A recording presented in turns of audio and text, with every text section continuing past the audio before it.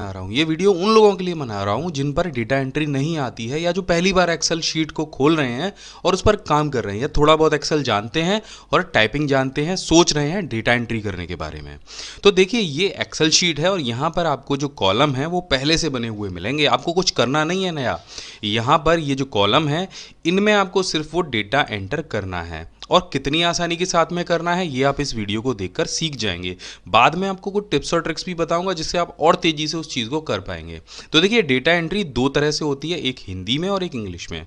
तो पहले ये आपको तय करना है कि आप किस क्षेत्र के डेटा एंट्री करने वाले ऑपरेटर बनना चाहते हैं। अगर आपको ये दोनों टाइपिंग आती हैं तो आपका कोई तोड़ नहीं है, आपको हमेशा काम मिलता ही रहेगा। लेकिन अगर आप सिर्फ इंग्लिश के डेटा एंट्री ऑपरेटर बनेंगे या हिंदी के बनेंगे तो दोनों भाषाओं का जो चयन है वो करना आपको मुश्किल होगा, क्योंकि कहीं आपके पास इंग्लिश का काम आ गया तो आप मना कर देंगे, अगर हिंदी का आ गया तो आप कर पाएंगे। तो इस तरह से आपको ये सोचना है कि आपको दोनों भाषाओं की टाइपिंग सबसे पहले तो सीखनी है। और अगर नहीं आती है तो आप कीबोर्ड देख देख कर कर सकते हैं। हिंदी की टाइपिंग के लिए आप गूगल हिंदी इनपुट का इस्तेमाल कर सकते हैं, तो भी आप डेटा एंट्री कर पाएंगे। लेकिन अगर आपको डेटा एंट्री ऑपरेटर बनना है तो आपको दोनों टाइपिंगों में पारंगत होना पड़ेगा। अगर पारंगत नहीं हो सकते हैं तो आपको सीखनी तो पड़ेंगी। तो ठीक है, चलिए शुरू करते हैं। यहाँ पर आप देख रहे हैं कि ये सारे आपको ऊपर जितने भी दिख रहे हैं ABCDEFGHI, ये सारे आपके कॉलम हैं और ये रो हैं। तो सबसे पहले वाले कॉलम को हम सेलेक्ट कर लेंगे। अब मैं आपको डेटा एंट्री हिंदी में करके दिखाऊंगा। तो यहाँ पर सबसे पहले वाले कॉलम में हम क्रम संख्या लिखेंगे, उसके बाद में हम लिखेंगे नाम। आपको सिर्फ टैब प्रेस करना है और आपका अगला जो कॉलम है वो सेलेक्ट होता जाएगा। यहाँ पर पिता का नाम और उसके बाद यहाँ पर लिखना है आपको पता, उसके बाद लिखनी है उम्र। अब ये जो सारी चीज़ें हैं देखिए ये हमें कहीं ना कहीं से मिलेंगी और यहाँ पर लिख देनी है जन्म तिथि। देखिए आपको डेटा एंट्री करते समय डेट ऑफ बर्थ भी मिल सकती है, आपको बैंक अकाउंट का नंबर मिल सकता है, आपको आधार कार्ड का नंबर मिल सकता है, आपको कोई और भी जानकारी यहाँ पर फीड करनी पड़ सकती है। तो आपको सिर्फ ये सारे जो ऊपर कॉलम हैं ये सारे कॉलम आपको पहले बना लेने हैं और उसके बाद डेटा एंट्री करना तो बहुत ही आसान आपके लिए हो जाएगा। अब देखिए ये कॉलम कहीं पर बड़ा है, कहीं पर छोटा है, कहीं पर इधर उधर जा रहा है। तो मैनुअली इसको छोटा बड़ा करने के लिए आपको बीच से इसको पकड़ना है और इस तरीके से खींच देना है। जब आप बीच में कर्सर को ले जाएंगे तो देखिए ये कर्सर थोड़ा सा बदल जाएगा। इसका दूसरा तरीका मैंने और भी बताया था, मैं आपको बता देता हूँ कि आपकी ये जो आपने नाम लिखा है इसके हिसाब से आप कॉलम को कैसे छोटा बड़ा कर सकते हैं। बस आपको पूरे कॉलम सेलेक्ट करने हैं, कहीं पर भी जाकर डबल क्लिक कर देना है, तो आपका जो भी डेटा आपके कॉलम में लिखा हुआ है उसके हिसाब से आपका कॉलम छोटा या बड़ा हो जाएगा। तो यहाँ पर आपको कुछ नहीं करना है, आपको सबसे पहले जाना है क्रम वाले कॉलम में। आपको क्रम संख्या डालना बता देता हूँ कितना आसान है। 1 लिखना है, फिर 2 लिखना है और फिर दोनों को पकड़ के आपको नीचे ड्रैग कर देना है। पकड़ के जैसे आप इसको खींचेंगे ना, कहाँ से पकड़ के खींचना है, ये आपको प्लस वाला आइकन ले जाना है यहाँ पर और यहाँ से पकड़ के इसको नीचे तक खींचना है। तो आपकी जो क्रम संख्या है वो नीचे तक अपने आप लिखती हुई चली जाएगी, आपको ज़्यादा दिमाग नहीं लगाना है इसमें। इसके बाद आपको अगले कॉलम में लिखना है नाम रमेश कुमार और इसके बाद लिखना है पिता का नाम राजेश कुमार। पता लिख देना है, मानिए मैं यहाँ पर डाल देता हूँ दिल्ली। उम्र अगले सेल में लिखनी है तो यहाँ पर लिख देते हैं 32 और यहाँ पर हम डाल देते हैं डेट ऑफ बर्थ यानी 5/4/1984। तो इस तरह से आप डेटा एंट्री करना शुरू कर सकते हैं। तो ये तो हो गया बहुत सिंपल डेटा एंट्री करना। इस पर अगर आपको बॉर्डर बनाना है यानी लाइन बनानी है तो आपको इस तरह से इसको सेलेक्ट करना है, नीचे तक जाना है और इसके बाद यहाँ पर आपको मिलेगा ये बॉर्डर का ऑप्शन। यहाँ पे आपको ऑल बॉर्डर पे क्लिक कर देना है तो आप देखो यहाँ पे लाइंस बन जाएंगी। जब मैं इसका प्रिंट निकालूंगा तो इस तरह से ये सारी लाइन प्रिंट में आएंगी। तो सिंपल यही होती है डेटा एंट्री, उसमें ज़्यादा आपको कुछ करने की ज़रूरत नहीं होती। आपको डेटा मिलेगा और आपको उसे एंटर करना है। अब तेज़ी से कैसे करना है ये आप समझ लीजिए। तो इसके लिए आपको जाना है ऑफिस बटन पर और यहाँ पर जाना है आपको एक्सेल ऑप्शन में। इसके बाद आपको जाना है कस्टमाइज़ के बटन पर और यहाँ पर आपको ऑल कमांड सेलेक्ट कर लेनी है। जब आप नीचे स्क्रॉल करेंगे तो आपको नज़र रखना है कहीं पे फॉर्म लिखा है क्या। तो यहाँ पर आप धीरे धीरे इसको स्क्रॉल करेंगे, F वाले सेक्शन में जाएंगे सबसे पहले। तो यहाँ पर E आ गया और F आ गया। अब आपको यहाँ पर फॉर्म शब्द को ढूंढना है तो हम यहाँ पर देखेंगे कहाँ पर है फॉर्म। देखिए यहाँ पर फॉर्म हमें मिल गया फुटर के नीचे और इसको हम यहाँ से ऐड करा लेंगे। ऐड कराने के बाद इसे ओके करेंगे। ओके करते ही ये जो फॉर्म है ये यहाँ ऊपर आ जाए तो इसको सेलेक्ट कर लीजिए। देखिए मैंने पुराना वाला डेटाबेस हटा दिया है क्योंकि आपको यहाँ पर मैं बहुत फास्ट तरीके से डेटाबेस फीड करना बता रहा हूँ। अब आपको यहाँ पर क्लिक करना है फॉर्म पर और इसे ओके करना है। और जैसे आप इस पर ओके करेंगे तो आपको यहाँ पर वो सारे कॉलम दिख जाएंगे जो आपको आपकी टेबल में दिखाई देते हैं। अब आपको पहले वाले कॉलम में डालना है क्रम संख्या, दूसरे में डालना है नाम, तीसरे में आपको डालना है पिता का नाम, चौथे में डालना है पता, फिर उम्र, फिर डेट ऑफ बर्थ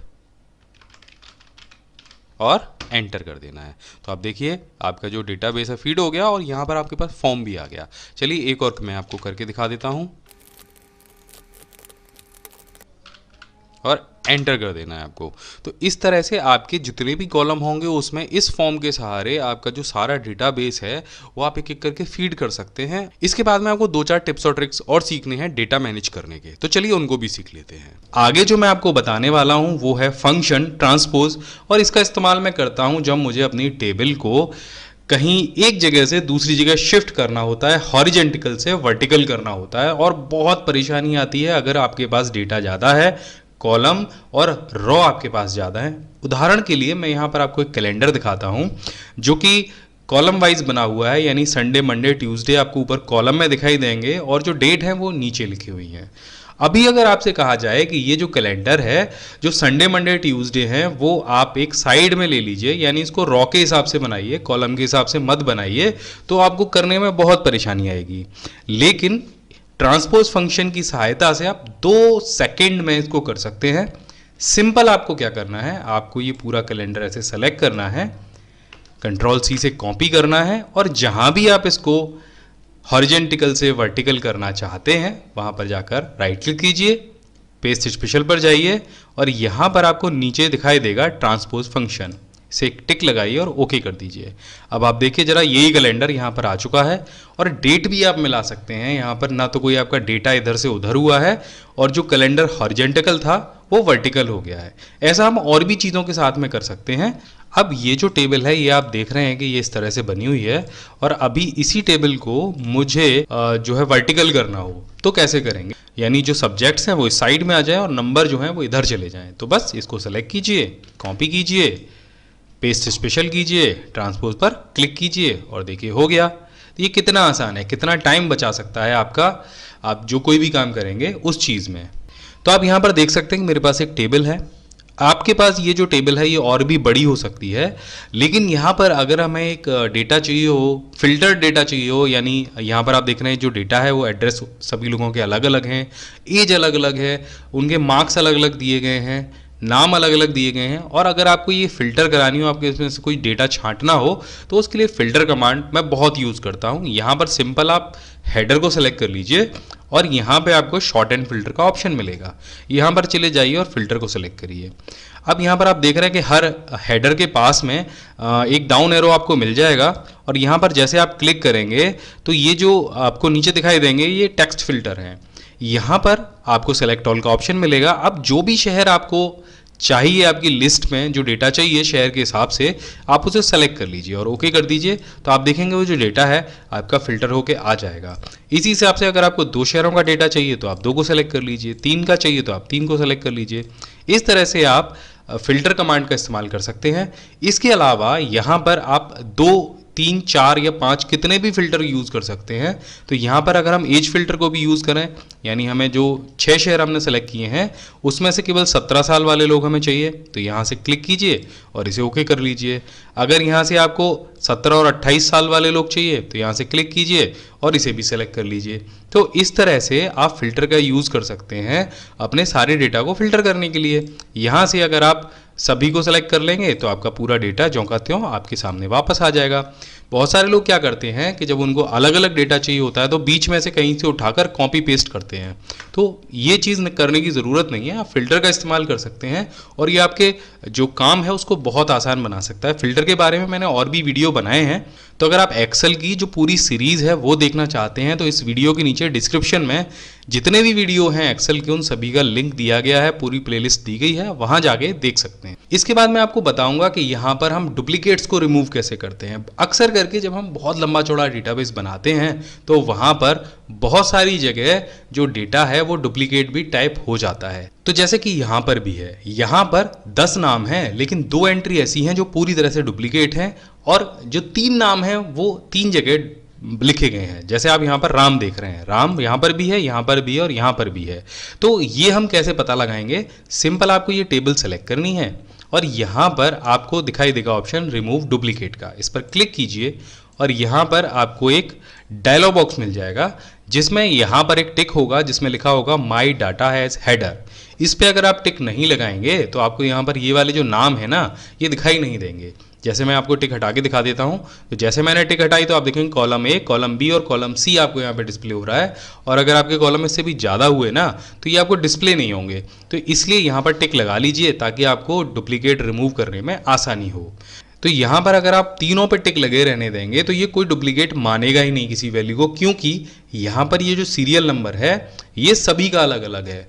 और जब आप तीनों पे टिक लगा रहने देंगे तो ये सीरियल नंबर को भी आपके डेटा की एंट्री में काउंट करेगा। तो हम सीरियल नंबर से टिक हटा देते हैं और बाकी अब ये जो दोनों मैच करेगा ये इन दोनों कॉलम को मैच करेगा। अब यहाँ से जैसे आप ओके करेंगे तो होगा क्या, जो आपकी सबसे लास्ट वाली जो वैल्यू होगी, जो 9 नंबर वाली वैल्यू थी, ये देखिए यहाँ पर वो हट गई है और बाकी सारे जो आपके रिजल्ट हैं वो रह गए हैं। अब देखिए एक चीज़ और हम करके देखते हैं। यहाँ पर हम दोबारा से रिमूव डुप्लीकेट पर जाते हैं और यहाँ पर हम ये जो सब्जेक्ट नेम है ना, इसको यहाँ से हटा देते हैं और सीरियल नंबर को भी हटा देते हैं। अब ये जो काउंट करेगा, ये डुप्लीकेट जो मैच कराएगा वो कराएगा केवल स्टूडेंट नेम में। तो यहाँ पर स्टूडेंट नेम जो डुप्लीकेट है वो कितने हैं? 3 हैं। एक राम यहाँ पर है, एक राम यहाँ पर है और एक राम यहाँ पर है। अब देखिए क्या होता है, इस पर क्लिक करते ही एक राम रह गया, बाकी तीनों हट गए।